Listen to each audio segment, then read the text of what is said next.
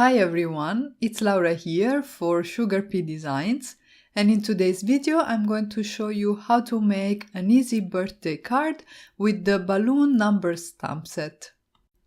For the background of my card I decided to use some pattern paper and I picked 4 different designs.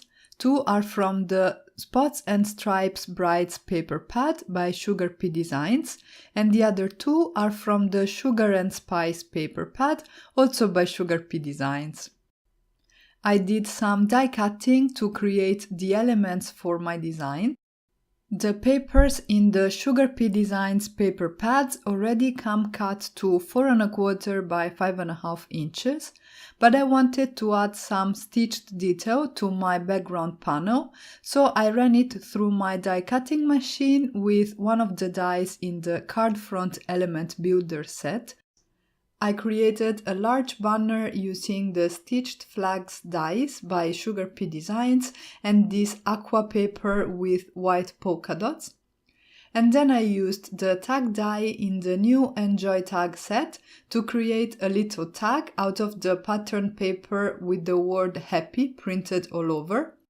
And then I created 2 smaller banners with another of the dies in the Enjoy tag die set. And I die cut one out of some pink pattern paper and the other using the same pattern paper that I have on the tag. The images I'll be using today are part of the balloon numbers stamp set. This was part of the February 2019 release and it's full of fun images which are perfect for birthday and congratulation cards. I stamped them with black ink on some Nina Solar White 110 pounds cardstock and I'll be coloring them with Spectrum Noir markers. All the images in today's card are birthday balloons, and the trick with balloons is to leave some white highlights. This will make them look shiny, and if you position these highlights a little bit inside the image, so not right on the edge of the stamped lines, this will also give a rounded appearance to the balloons. The way in which I am coloring the images is as if the light was coming from the top right of the screen. So I'm going to leave the highlights on the right and top part of the images, and the darkest areas will be the ones on the left and the bottom part of the image.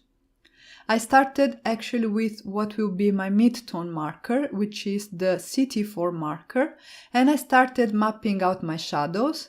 And then I filled in all the balloons with my highlight marker, so this will be the lightest one, which is the CT2 marker, and as you can see I left some areas white, and this will be the shiny bits on my balloons. Because I had colored the number 2 a little bit too much, I am using a Copic colorless blender to bleach out some areas and recreate the shiny highlights there as well. And then I'm going to go ahead and add my shadows. For that I used a GB3 marker and I'm going to add that very sparingly, just on the darkest areas of the images. This again will be located on the left and on the lower part of the images and also where the balloons meet. I am now blending everything out with the CT4 marker first and with the CT2 marker later, and that finishes off the coloring for the first balloons. If you feel uncertain, especially with shapes that are not the classic rounded balloon, the safest way to go about it is to start with a very light marker and map out where your shiny areas will be. So basically you want to color the whole balloon except for the areas where you'll have your shiny highlights. And then once you are confident that you placed your highlights in a way that you like, you can go ahead and darken the shadows and build dimension on your balloons. I decided to color the rest of the balloons in colors that match the pattern papers that I used. So for this pink one, I started with MG2, MG3 and MG4. but because the MG2 was not blending too well, I decided to color over it. So in the end, the palette for this balloon is MG5, MG4 and MG3.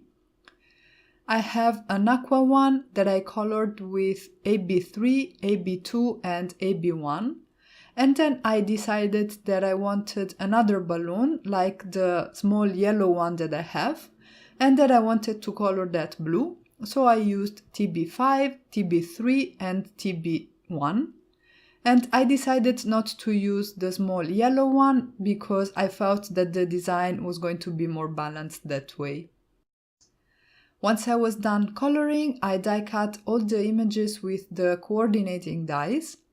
I am securing the dies with some washi tape and then I can run everything through my die cutting machine. I used 2 more dies in the Enjoy tag die set to die cut some white and black cardstock. I die cut the word Enjoy itself out of some white cardstock and I used black cardstock to create an outline for the die cut word. I coated the pieces of cardstock with some stick-it adhesive so that basically I turned my die cuts into stickers, and this way I can easily glue them to each other and to my card base. At this point I went ahead and started gluing all the elements together. I'm using some liquid adhesive so I have time to move things in place and position them exactly as I want. I started by adhering the big banner die cut to the card base. I then glued down the die cut word Enjoy to the lower portion of my card. And before gluing down also these 2 smaller banners, I decided to create a stitched border on the top of these banners. So I ran them through my die cutting machine with the card front element builder die that I used to die cut the card base. And this way, when I glue them to the top of my card, I have a continuous stitched border all around. Before gluing down the balloons, I need to stamp the strings, so I am marking the position where I want them to be with a pencil, and then I'm going to use my Misty to stamp the strings using some black ink. Every time I check again the position of the stamp, and in this case I also created a quick mask for the word Enjoy so that I didn't have to stamp over it. And I used the longer string for the HB2U balloon and the shorter strings for the smaller balloons. At this point, I could go ahead and glue down the images, aligning the balloons with the strings that I had just stamped. And if you want, you can call this card done, and this would make a super quick birthday card, which thanks to the fairly neutral color palette would work for a boy and for a girl. But I decided to add some finishing touches, so I coated all the balloons with a Spectrum Noir clear overlay pen, which will add some subtle shimmer to the balloons. If you take this step, you have to give the glossy accents a few hours to dry, but I think it's really a nice touch. It gives the balloon a more realistic appearance, and by using it only on the larger balloon, it makes that the focal point of the card. And that's it for today. I really hope you enjoyed this video, and I hope I inspired you to create with the SugarPea Designs Balloon Numbers stamp set. Don't forget to subscribe for more inspiration. Thank you all so much for stopping by, and have a great day.